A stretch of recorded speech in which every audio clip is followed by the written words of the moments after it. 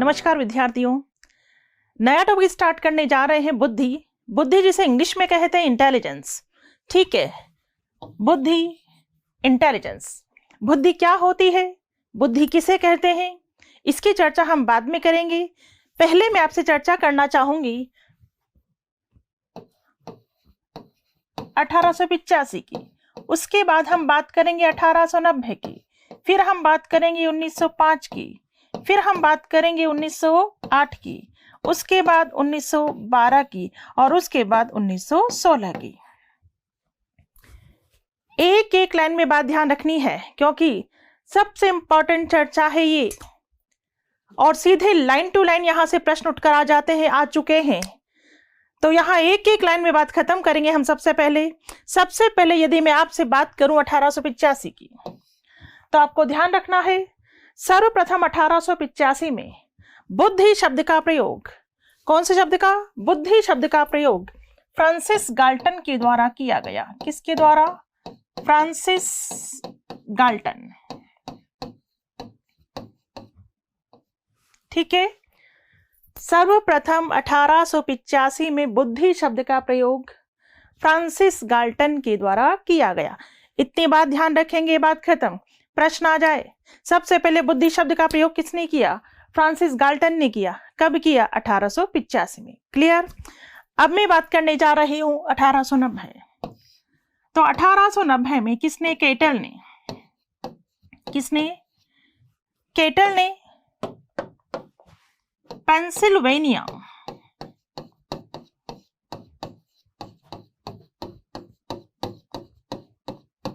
Pennsylvania विश्वविद्यालय के अंतर्गत, ठीक है, पेंसिल्वेनिया विश्वविद्यालय के अंतर्गत मेंटल टेस्ट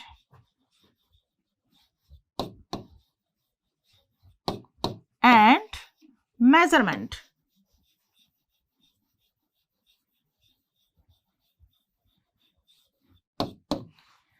ठीक है, हिंदी में हम क्या कहेंगे, मानसिक परीक्षण व मापन नामक पुस्तक का प्रकाशन किसने किया, केटल ने। कौन से विश्वविद्यालय में, पेंसिल्वेनिया विश्वविद्यालय में। कब किया, 1890 में। क्लियर। अब प्रश्न आ जाए कि मानसिक परीक्षण शब्द का प्रयोग किसने किया, मानसिक परीक्षण शब्द का प्रयोग किसने किया, तो जवाब क्या दोगे, मानसिक परीक्षण शब्द का प्रयोग किसने किया है, केटल ने। कब किया है, 1890 में।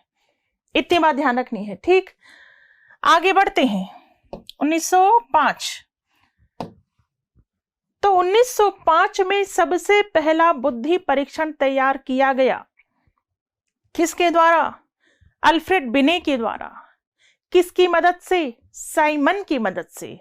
परीक्षण कहलाया बिने साइमन बुद्धि परीक्षण। तो ध्यान रखना, 1905 में सबसे पहला बुद्धि परीक्षण जिसका नाम था बिने साइमन बुद्धि परीक्षण।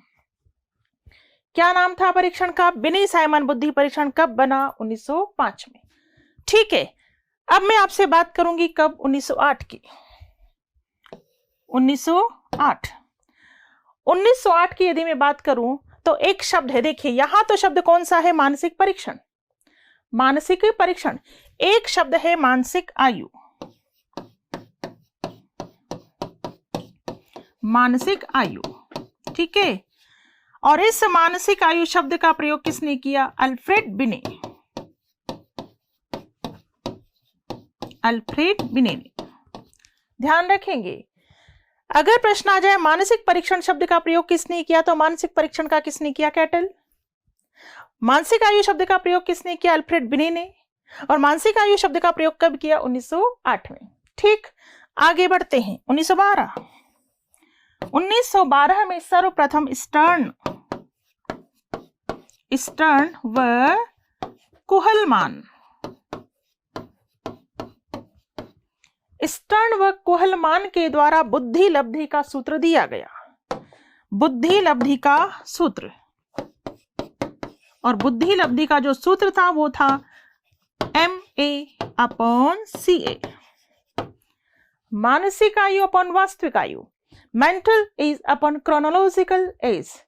ठीक है, फुल फॉर्म सारी आगे आ जाएगी, अभी सिंपल आपको सुनना है। तो बुद्धि लब्धि का सर्वप्रथम सूत्र किसने दिया? स्टर्न व कुहलमान। ठीक, आगे बढ़ते हैं।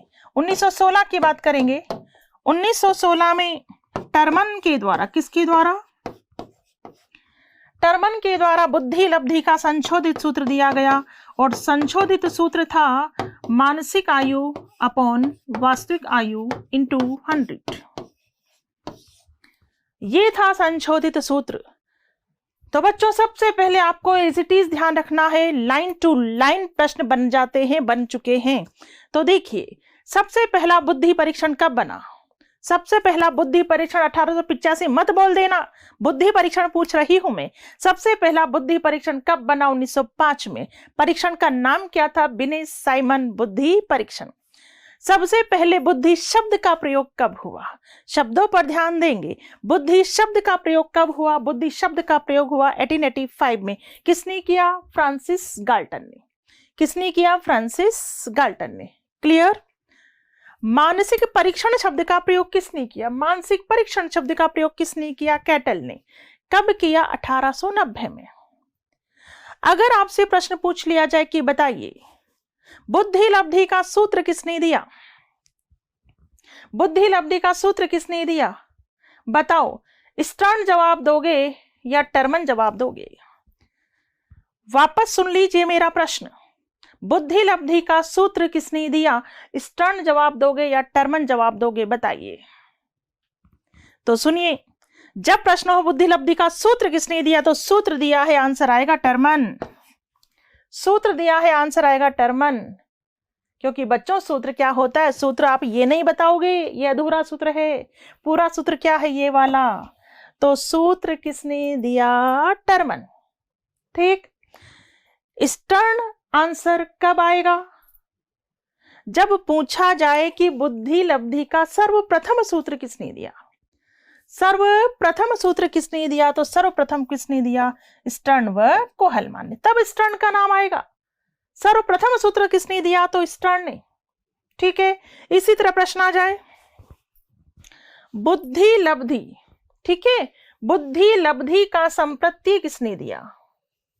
बुद्धि लब्धि का संप्रत्यय किसने दिया? स्टर्न व कोहलमान।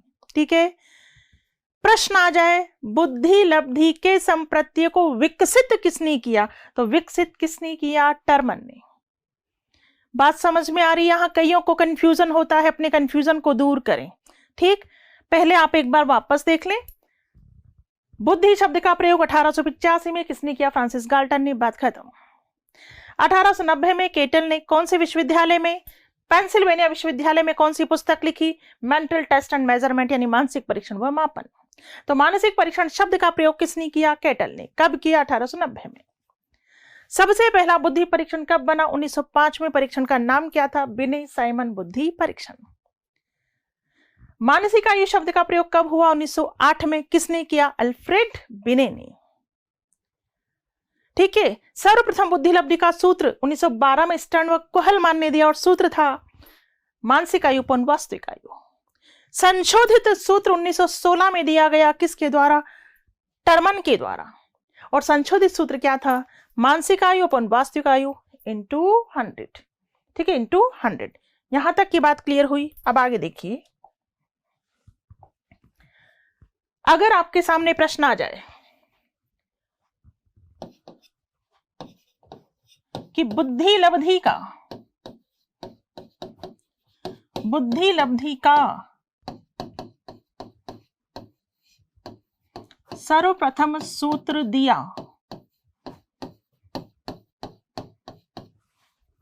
सर्वप्रथम सूत्र दिया, क्या आंसर आएगा? सर्वप्रथम सूत्र किसने दिया? स्टर्न व कोहलमान। ठीक है, क्वेश्चन आ जाए बुद्धि लब्धि का सूत्र दिया। प्रश्न इस तरह से आ जाए बुद्धि लब्धि का सूत्र दिया, तो आंसर क्या दोगे? टर्मन। आंसर क्या दोगे? टर्मन। ठीक है, प्रश्न आ जाए बुद्धि लब्धि का संप्रत्यय, बुद्धि लब्धि का संप्रत्यय दिया, तो बुद्धि लब्धि का संप्रत्यय किसने दिया? स्टर्न। किसने दिया? स्टर्न। प्रश्न आ जाए, बुद्धि लब्धि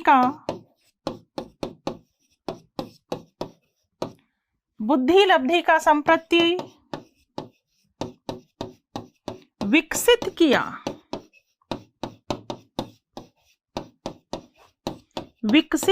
किया। ठीक है, तो यहां आपका आंसर आएगा टर्मन। यहां आंसर क्या आएगा? टर्मन। बात समझ में आई? देखिए इधर, बुद्धि लब्धि का सर्वप्रथम सूत्र, सर्वप्रथम शब्द पर गौर करें। सर्वप्रथम आ जाए तो आंसर आएगा स्टर्न। सर्वप्रथम सूत्र किसने दिया? स्टर्न ने। बुद्धि लब्धि का सूत्र किसने दिया? सिंपल वे में पूछा जाए, बुद्धि लब्धि का सूत्र किसने दिया? सूत्र किसने दिया? टर्मन ने। मानसिक आयु upon वास्तविक आयु into 100। बुद्धि लब्धि का संप्रत्यय किसने दिया? संप्रत्यय दिया। संप्रत्यय सबसे पहले बुद्धि लब्धि का संप्रत्यय स्टर्न ने दिया है, लेकिन संप्रत्यय को विकसित किसने किया? टर्मन। गौर से देख लीजिए, काफी कंफ्यूजन आपको इसमें रहता है। कहीं कंफ्यूजन की बात नहीं है, आराम से देखो। सर्वप्रथम सूत्र तो स्टर्न ने दिया है, लेकिन सूत्र किसने दिया? सिंपल पूछ लिया जाए। सर्वप्रथम शब्द नहीं है, सूत्र किसने दिया? तो टर्मन। बुद्धि लब्धि का संप्रत्यय किसने दिया? स्टर्न, लेकिन संप्रत्यय को विकसित किसने किया? टर्मन ने। विकसित किसने किया? टर्मन ने। इतनी बात आपको समझ में आ गई होगी। क्लियर? ठीक है, अब हम मोटे रूप से बात करते हैं किसकी? बुद्धि की। किसकी बात कर रहे हैं? बुद्धि। आप मुझे बताइए, बुद्धि जन्मजात होती है, अर्जित होती है, या दोनों होती है? क्या आंसर दोगे आप? तो ध्यान रखना, बुद्धि जन्मजात होती है, ये ध्यान रखना। बुद्धि क्या होती है? जन्मजात होती है। बुद्धि वंशानुक्रम से प्राप्त होती है। अरे जन्म से ही कोई बालक प्रतिभाशाली होता है, कोई सामान्य बुद्धि होता है, तो कोई मंद बुद्धि होता है। बुद्धि जन्मजात होती है। दूसरा प्रश्न, बुद्धि पर प्रभाव पड़ता है वंशानुक्रम, वातावरण, या दोनों? डेफिनेटली दोनों। ध्यान देना, बुद्धि पर दोनों का प्रभाव पड़ता है, लेकिन मुख्य प्रभाव तो किसका पड़ता है? वंशानुक्रम का। मुख्य प्रभाव किसका पड़ता है? वंशानुक्रम का। वातावरण का प्रभाव पड़ता है, लेकिन केवल और केवल 10 बिंदुओं तक। केवल कितने बिंदुओं तक? 10 बिंदुओं तक। अब ये 10 बिंदु क्या है? जब हम किसी की बुद्धि लब्धि ज्ञात करते हैं तो किसी की बुद्धि लब्धि 90 निकलती है, किसी की 100 निकलती है, किसी की 120 निकलती है, किसी की 130 निकलती है।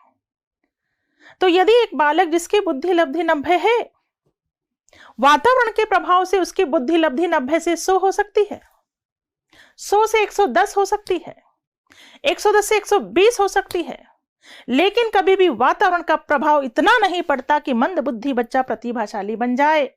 इतना प्रभाव वातावरण का कभी भी नहीं पड़ता कि मंद बुद्धि बच्चा प्रतिभाशाली बन जाए। इतना प्रभाव नहीं पड़ता। वातावरण का प्रभाव तो केवल और केवल 10 बिंदुओं तक पड़ता है। तो बुद्धि पर मुख्य प्रभाव वंशानुक्रम का पड़ता है, वातावरण का प्रभाव केवल और केवल 10 बिंदुओं तक पड़ता है। क्लियर? बताइए, क्या लिंग भेद का बुद्धि पर प्रभाव पड़ता है? क्या ऐसा है कि लड़कों में ज्यादा बुद्धि होती है, लड़कियों में कम बुद्धि होती है? ऐसा नहीं है। लिंग भेद का बुद्धि पर प्रभाव नहीं पड़ता। कुछ नहीं कहा जा सकता। लड़कों में भी ज्यादा बुद्धि हो सकती है और लड़कियों में भी ज्यादा बुद्धि हो सकती है। और अगर कोई ऐसी बात करता है तो वो लैंगिक पूर्वाग्रहों का शिकार है। अगर कोई ये बात करता है कि लड़कों में ज्यादा बुद्धि, लड़कियों में कम बुद्धि, अगर कोई ऐसी बात करता है तो वो लैंगिक पूर्वाग्रहों का शिकार है। बाकी लिंग भेद पर बुद्धि का प्रभाव नहीं पड़ता है। अरे लड़कों में भी ज्यादा बुद्धि हो सकती है और लड़कियों में भी ज्यादा बुद्धि हो सकती है। बात क्लियर? तो लिंग भेद पर बुद्धि का कोई प्रभाव नहीं पड़ता। तो बुद्धि जन्मजात होती है, वंशानुक्रम वातावरण दोनों का प्रभाव पड़ता है। मुख्य प्रभाव वंशानुक्रम का पड़ता है और वातावरण का प्रभाव केवल और केवल 10 बिंदुओं तक पड़ता है। ठीक है, कितने बिंदु तक? 10। लिंग भेद पर बुद्धि का कोई प्रभाव नहीं पड़ता। बुद्धि एक इकाई ना होकर अनेक इकाइयों का समूह है। उचित प्रकार से चिंतन करना, कल्पना करना, तर्क वितर्क करना, समस्या समाधान करना, ये सब क्या है? बुद्धि के आयाम हैं। इन सभी आयामों को मिलाकर क्या बना है? बुद्धि। तो बुद्धि एक इकाई ना होकर अनेक इकाइयों का समूह है। अमूर्त चिंतन करने की योग्यता क्या है? बुद्धि है। अरे अमूर्त चिंतन जो कि होता है कौन सी अवस्था में? किशोरावस्था में।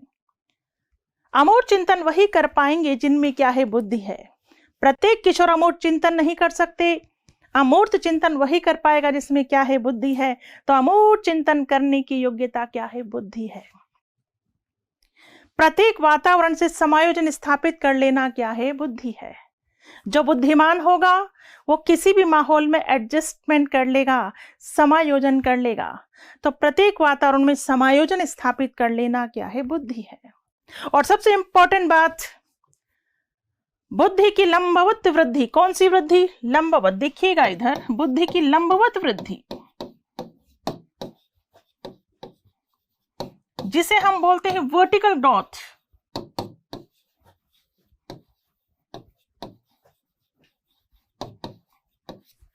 बुद्धि की लंबवत वृद्धि 16 से 18 वर्ष अर्थात किशोर अवस्था तक होती है। यानी बुद्धि का जितना विकास होना होता है, स्मरण क्षमता का विकास, कल्पना शक्ति का विकास, चिंतन शक्ति का विकास जितना होना होता है वो हो जाता है किशोरावस्था तक। इसे बोलते हैं लंबवत वृद्धि। तो बुद्धि की लंबवत वृद्धि किशोरावस्था तक होती है, जबकि क्षैतिजी वृद्धि, कौन सी वृद्धि? क्षैतिजी वृद्धि, हॉरिजॉन्टल ग्रोथ,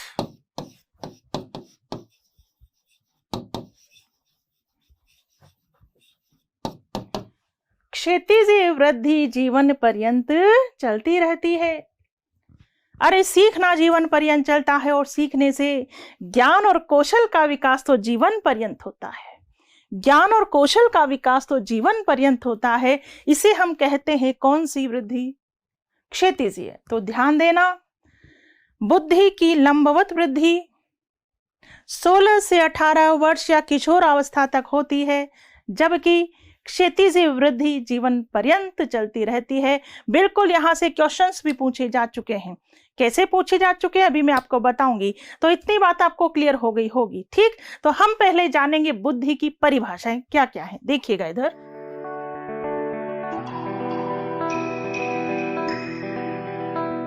बुद्धि की परिभाषाओं की बात करें तो बकिंघम, क्या कहा बकिंघम ने? बकिंघम का कहना है कि सीखने की योग्यता ही बुद्धि है। अगर आप में बुद्धि है तो सीख जाओ, अगर बुद्धि ही नहीं है तो नहीं सीख पाओगे। तो सीखने की योग्यता बुद्धि है। किसका कहना है? बकिंघम। ठीक, नेक्स्ट है टर्मन। टर्मन का कहना है अमूर्त विचारों के बारे में। कौन से विचारों के बारे में? अमूर्त। अमूर्त विचारों के बारे में सोचने की योग्यता बुद्धि है। बुद्धि है, अमूर्त चिंतन कर पाओगे। बुद्धि नहीं है, अमूर्त चिंतन नहीं कर पाओगे। तो अमूर्त विचारों के बारे में सोचने की योग्यता क्या है? बुद्धि है। इन्होंने एक दूसरी परिभाषा भी दी है कि बुद्धि पर वंशानुक्रम का प्रभाव पड़ता है। बिल्कुल, किसने कहा? टर्मन ने। तो अमूर्त चिंतन वाली बात, अमूर्त विचारों वाली बात करते हैं टर्मन, और दूसरी बात क्या करते हैं कि बुद्धि पर वंशानुक्रम का प्रभाव पड़ता है। ठीक है, नेक्स्ट डेफिनेशन रोस।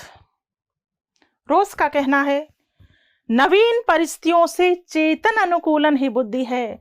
नवीन परिस्थितियों से चेतन अनुकूलन, कोई भी नया माहौल हो, कोई भी नई परिस्थितियां हो, अगर आप यहां से अनुकूलन करना जानते हैं, यहां से एडजस्टमेंट करना जानते हैं, तो यही तो क्या है? बुद्धि है। ठीक है, नवीन परिस्थितियों से चेतन अनुकूलन बुद्धि है। किसने कहा? रॉस।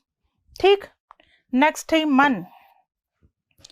मन ने भी कुछ ऐसी ही बात कही है कि नवीन परिस्थितियों को झेलना, झेलने की मस्तिष्क की नम्रता ही बुद्धि है। कोई भी नया माहौल हो, यहां इतनी नमनीयता होनी चाहिए, लोचशीलता होनी चाहिए कि हम किसी भी नए माहौल को बर्दाश्त कर सकें। अगर हम बुद्धिमान हैं तो किसी भी नए माहौल को बर्दाश्त कर सकते हैं, झेल सकते हैं। तो नवीन परिस्थितियों को झेलने की मस्तिष्क की नमनीयता ही बुद्धि है। किसका कहना है? मन। अल्फ्रेड बिने, बुद्धि 4 शब्दों में निहित होती है। किसने कहा? अल्फ्रेड बिने ने, कि बुद्धि 4 शब्दों में निहित होती है। वो 4 शब्द कौन कौन से हैं? ज्ञान, आविष्कार, निर्देश, आलोचना। ज्ञान, आविष्कार, निर्देश, आलोचना। स्पीयरमैन, बुद्धि एक तर्क संगत चिंतन है। किसने कहा? स्पीयरमैन, कि बुद्धि एक तर्क संगत चिंतन है। ठीक है, इस तरह से आप ध्यान रखेंगे। बकिंघम, सीखने की योग्यता क्या है? बुद्धि है। सीखने की योग्यता को बुद्धि बताया किसने? बकिंघम ने। टर्मन की बात ध्यान रखेंगे। टर्मन 2 बात करते हैं, एक तो अमूर्त विचारों वाली बात करते हैं टर्मन, और दूसरी बुद्धि पर किसका प्रभाव पड़ता है? वंशानुक्रम का। ये बात किसने करी है? टर्मन ने। अमूर्त विचार और प्रभाव किसका पड़ता है? वंशानुक्रम का। रोस बात करते हैं नवीन परिस्थिति से चेतन अनुकूलन की, जबकि मन बात करते हैं नवीन परिस्थितियों को झेलने की। नवीन परिस्थितियों को झेलने की मस्तिष्क की नमनीयता बुद्धि है। किसने कहा? मन। अल्फ्रेड बिने का कहना है कि बुद्धि 4 शब्दों में निहित होती है। 4 शब्द आपको ध्यान देने हैं। पहला शब्द है ज्ञान, दूसरा आविष्कार, तीसरा निर्देश और चौथा आलोचना। स्पीयरमैन, बुद्धि एक तर्क संगत चिंतन है। किसने कहा? स्पीयरमैन। यहां तक की बात क्लियर?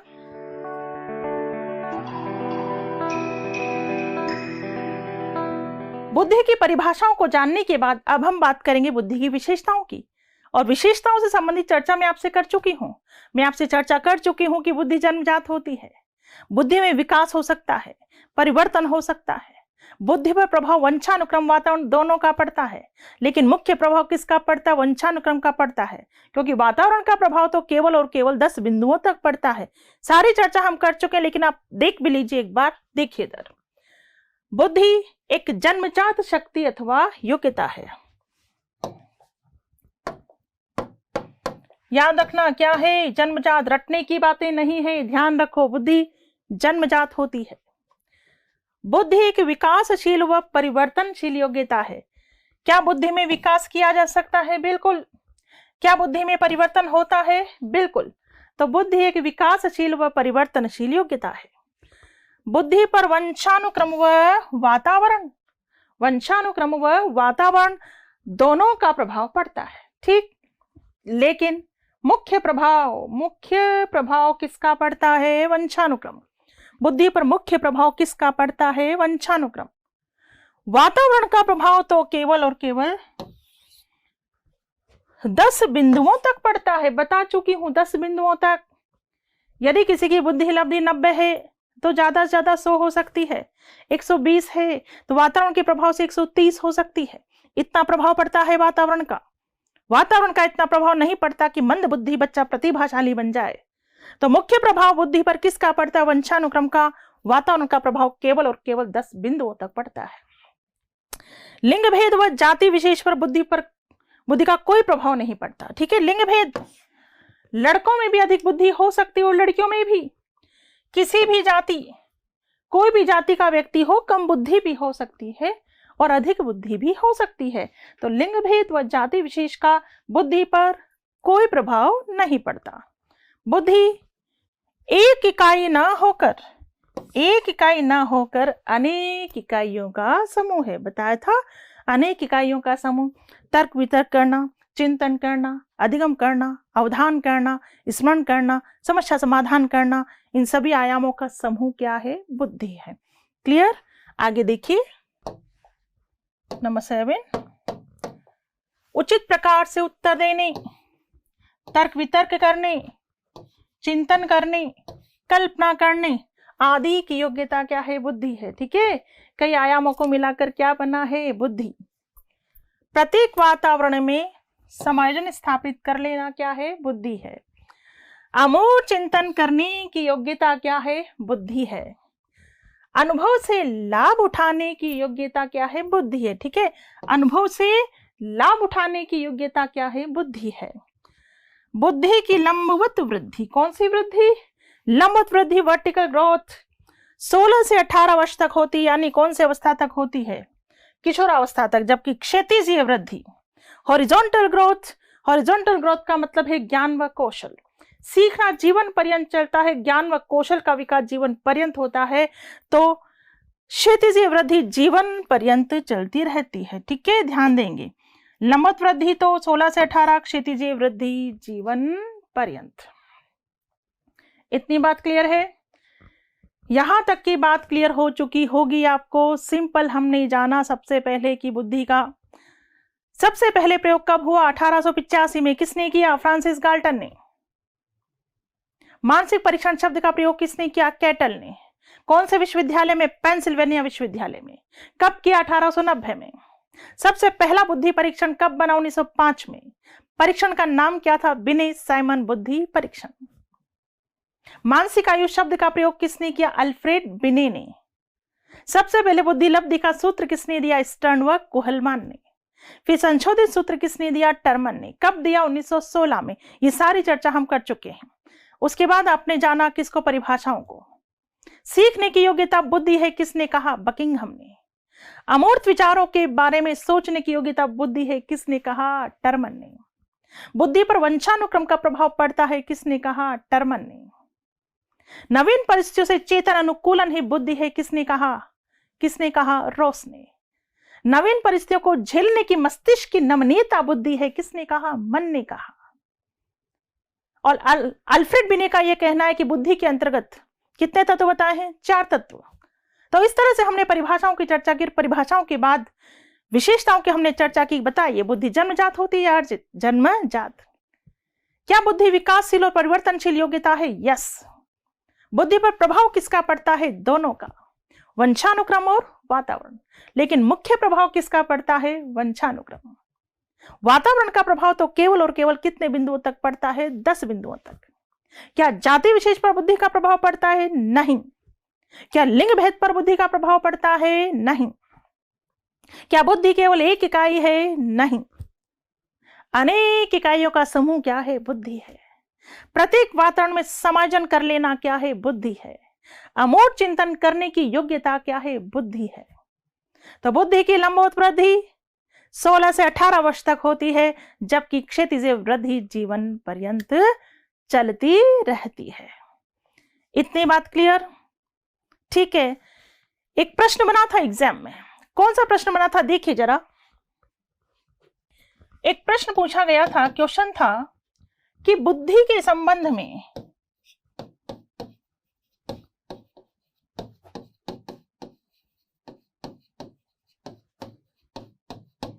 कौन सा कथन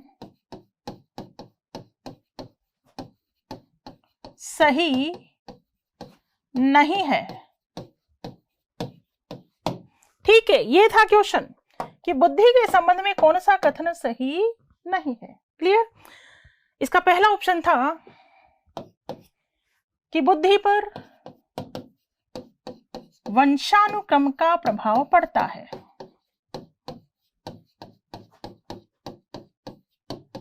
प्रभाव पड़ता है।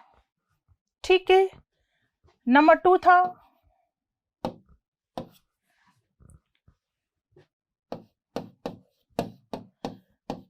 लिंग भेद पर बुद्धि का प्रभाव नहीं पड़ता है।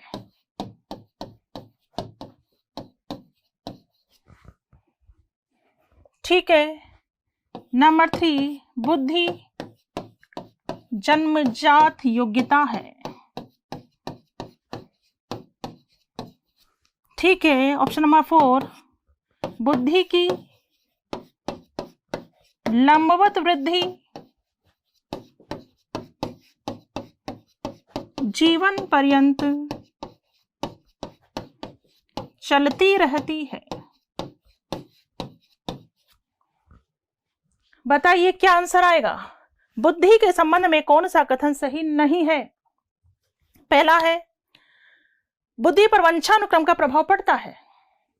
दूसरा है लिंग भेद पर बुद्धि का प्रभाव नहीं पड़ता है। तीसरा है बुद्धि एक जन्मजात योग्यता है। चौथा है बुद्धि की लंबवत वृद्धि जीवन पर्यंत चलती रहती है। बताइए कौन सा सही नहीं है?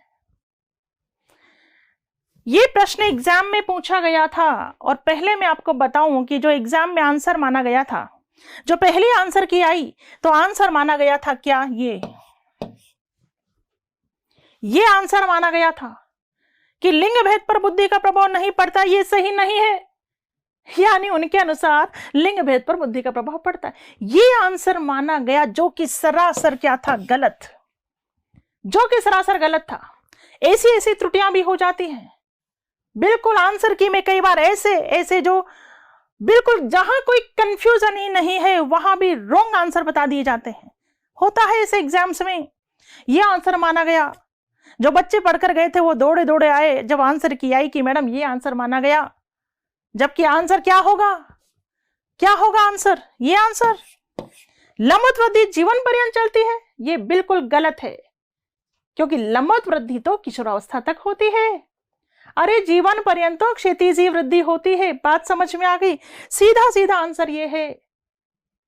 सेकंड आंसर की आई फिर, क्योंकि उस समय बच्चों से मैंने कहा घबराने की जरूरत नहीं है, सेकंड आंसर की आएगी, आनी पड़ेगी। आंसर ये हो ही नहीं सकता। सेकंड आंसर की आई और आंसर माना गया नंबर 4। आंसर माना गया नंबर 4, क्योंकि नंबर 4 ही सही आंसर है। यहां तो बच्चों कोई कंफ्यूजन भी नहीं है। ये बताने के पीछे केवल मेरा ये उद्देश्य है कि आप सही चीज को पढ़ो। आंसर की में कई बार गलत आंसर टिक लगा दिए जाते हैं, लेकिन वो त्रुटियां सही की जाती हैं, क्योंकि फर्स्ट आंसर की के बाद सेकंड आंसर की आती है, कई बार तो थर्ड आंसर की भी आती है। तो बिल्कुल ये प्रश्न है कि कौन सा कथन सही नहीं है। आंसर आएगा नंबर 4, क्योंकि देखो वंशानुक्रम का प्रभाव पड़ता है, ये सही है। लिंग भेद पर बुद्धि का प्रभाव नहीं पड़ता, ये भी सही है। बुद्धि जन्मजात योग्यता है, ये भी सही है। कौन सा सही नहीं है? नंबर 4 कि लंबवत वृद्धि जीवन पर्यंत चलती रहती है, ये सही नहीं है।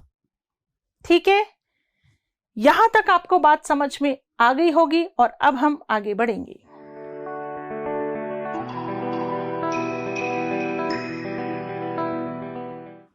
अब हम बात करने जा रहे हैं बुद्धि के प्रकार। बुद्धि के प्रकार थॉर्नडाइक और गैरेट की बात है कि थॉर्नडाइक व गैरेट ने बुद्धि के कितने प्रकार बताए, तो डेफिनेटली 3 प्रकार बताए हैं। मूर्त बुद्धि, अमूर्त बुद्धि और सामाजिक बुद्धि। थॉर्नडाइक और गैरेट का नाम नहीं आए, सिंपल वे में पूछ लिया जाए कि बुद्धि कितने प्रकार की होती है, तब भी आप यही बताएंगे, मूर्त बुद्धि, अमूर्त बुद्धि और सामाजिक बुद्धि। ठीक है, मूर्त बुद्धि।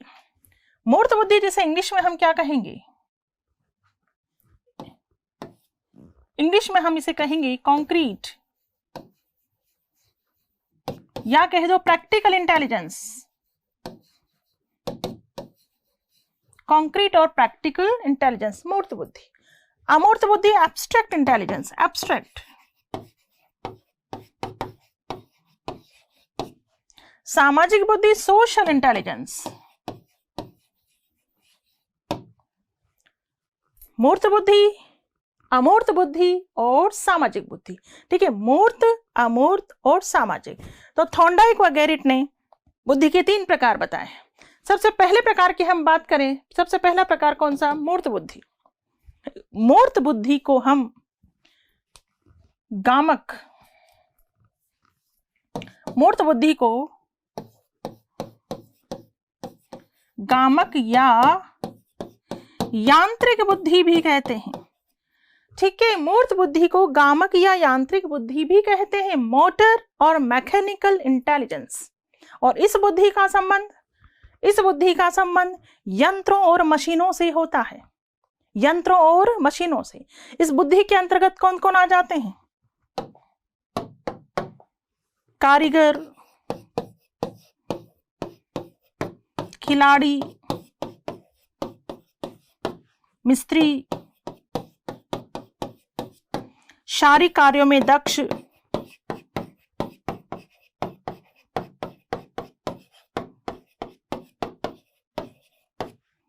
आदि व्यक्ति इसी बुद्धि के अंतर्गत आएंगे। कौन सी बुद्धि? मूर्त बुद्धि। यानी मूर्त बुद्धि का संबंध मूर्त से एक शब्द, एक अर्थ क्या निकलता है? प्रत्यक्ष, सामने। मूर्त खोलना, जोड़ना, तोड़ना, यानी मूर्त बुद्धि का संबंध यंत्रों और मशीनों से होता है, और जिसमें ये बुद्धि होती वो बन सकते हैं कारीगर। खिलाड़ी में भी कौन सी बुद्धि होती है? मूर्त बुद्धि। शारीरिक कार्यों में दक्ष व्यक्ति, मिस्त्री, इंजीनियर, कौन सी बुद्धि होगी उनमें? कौन सी बुद्धि? मूर्त बुद्धि। तो मूर्त बुद्धि जिसे स्थूल बुद्धि भी कह सकते हैं, जिसे हम गामक या यांत्रिक बुद्धि भी कहते हैं, इंग्लिश में कहेंगे कॉन्क्रीट और प्रैक्टिकल इंटेलिजेंस। इस बुद्धि का संबंध यंत्रों मशीनों से होता है। इस बुद्धि के अंतर्गत कारीगर, खिलाड़ी, मिस्त्री, शारीरिक कार्यों में दक्ष आदि व्यक्ति आते हैं। ठीक, अब चलते हैं कौन सी बुद्धि की ओर? अमूर्त बुद्धि। इस बुद्धि का संबंध चिन्हों, प्रतीकों, विचारों, कल्पनाओं, पुस्तकीय ज्ञान, गणितीय सूत्रों आदि से होता है। कौन सी बुद्धि? अमूर्त बुद्धि। चिन्हों, विचारों, प्रतीकों, कल्पनाओं, पुस्तकीय ज्ञान, गणितीय सूत्रों से इसका संबंध होता है। और इस बुद्धि के अंतर्गत डॉक्टर, वकील, गणितज्ञ, गणितज्ञ भी किस में आएंगे? इसी में आएंगे। पेंटर भी किस में आएंगे? इसी में आएंगे। ठीक है, इंटीरियर डिजाइनर किस में आएंगे? कौन सी बुद्धि में आएंगे? कौन सी बुद्धि में आएंगे? वो भी अमूर्त बुद्धि में। देखिए कौन कौन आ सकते हैं अमूर्त बुद्धि में। अमूर्त बुद्धि के अंतर्गत हम डॉक्टर को ले सकते हैं, डॉक्टर, शिक्षक, पेंटर,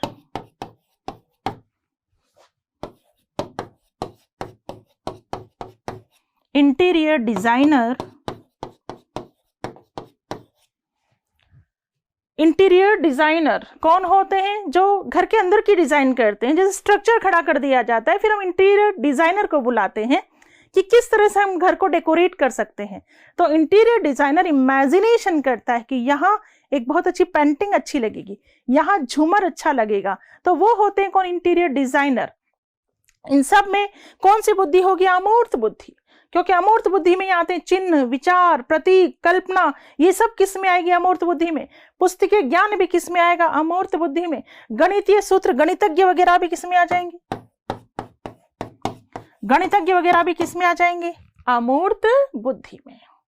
ठीक है, इंग्लिश में एब्स्ट्रैक्ट इंटेलिजेंस। क्लियर? सामाजिक बुद्धि। इस बुद्धि का संबंध सामाजिक अनुकूलनशीलता से होता है।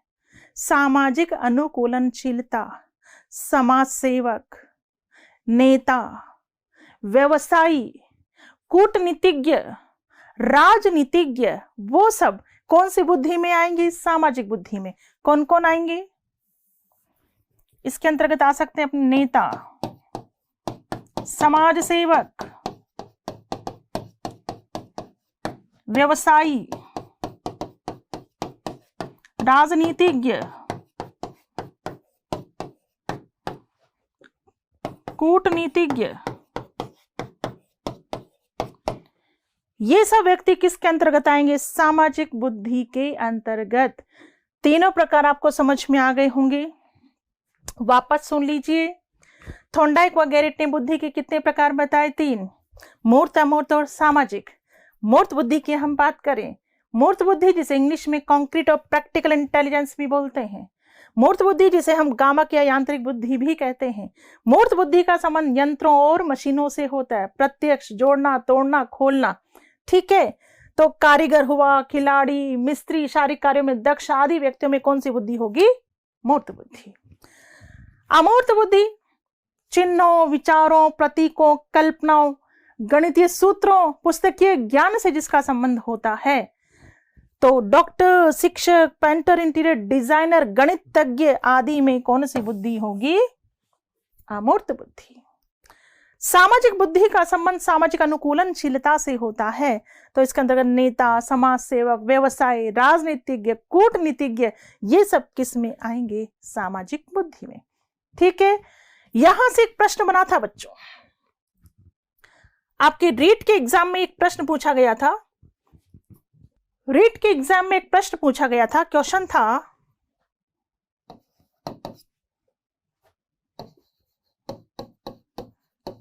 व्यावहारिक बुद्धि। कौन सी बुद्धि? व्यावहारिक बुद्धि का संबंध है।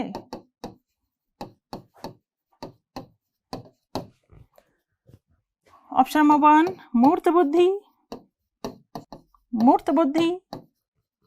ऑप्शन नंबर 2 अमूर्त बुद्धि। ऑप्शन नंबर 3 सामाजिक बुद्धि।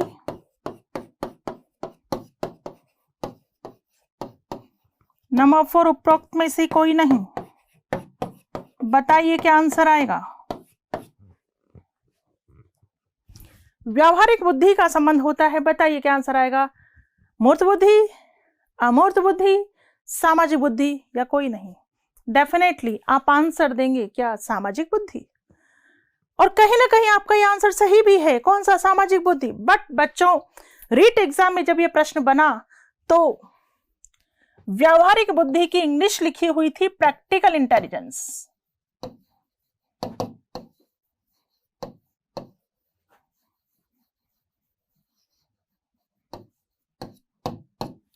व्यावहारिक बुद्धि की अंग्रेजी क्या लिखी हुई थी, प्रैक्टिकल इंटेलिजेंस। तो आप मुझे बताएं आपकी प्रैक्टिकल इंटेलिजेंस का संबंध किससे है। प्रैक्टिकल इंटेलिजेंस किसे कहा गया था, मूर्त बुद्धि को। आंसर आएगा मूर्त बुद्धि। बात समझ में आई।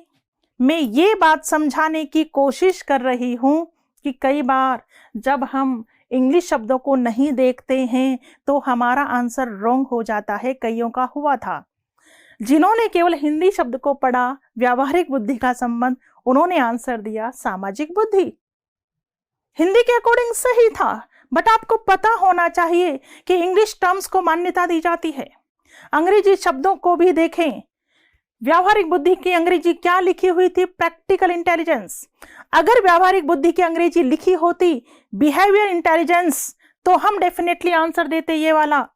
लेकिन व्यावहारिक बुद्धि को इंग्लिश में क्या लिख दिया गया, प्रैक्टिकल इंटेलिजेंस। इसलिए आंसर क्या आएगा, मूर्त बुद्धि। और यही आंसर माना गया था और यही बिल्कुल सही है। मूर्त बुद्धि जिसे अभी मैंने बताया था इंग्लिश में क्या बोलते हैं, कॉन्क्रीट और प्रैक्टिकल इंटेलिजेंस। ठीक है, तो आंसर आएगा ए। इतनी चर्चा आपको समझ में आ गई होगी। तो हम पढ़ चुके हैं, हम चर्चा कर चुके हैं। बुद्धि की परिभाषाओं को हमने देखा, बुद्धि का अर्थ हमने पढ़ा, इसके बाद विशेषताओं को हमने देखा और विशेषताओं के बाद बुद्धि के प्रकार हम पढ़ चुके हैं। ठीक है, और इससे आगे की चर्चा हम नेक्स्ट क्लास में करेंगे। फेसबुक पर लाइक करें, यूट्यूब पर सब्सक्राइब करें और डाउनलोड करें VJ education app by doctor Vandana Jadaun और पाएं free demo classes, free model test papers और free motivational videos. For more information, call us on 9587 305 306.